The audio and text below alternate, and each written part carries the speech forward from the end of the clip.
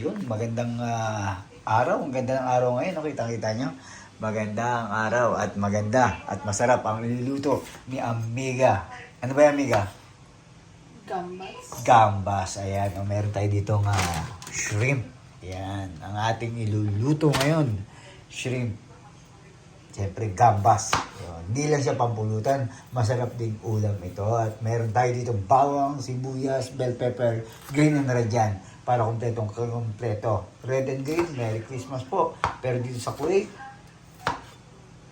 ano ba ngayon? Ramadan Kareem. Ayun, no? Sarap naman. Kain na natin to. Kain ng OFW naman. At lutong Amiga. Lutong OFW. Lutong Kuwait. At sabayan nyo kami. At panoorin nyo ang aming araw-araw na kainan, lutuan.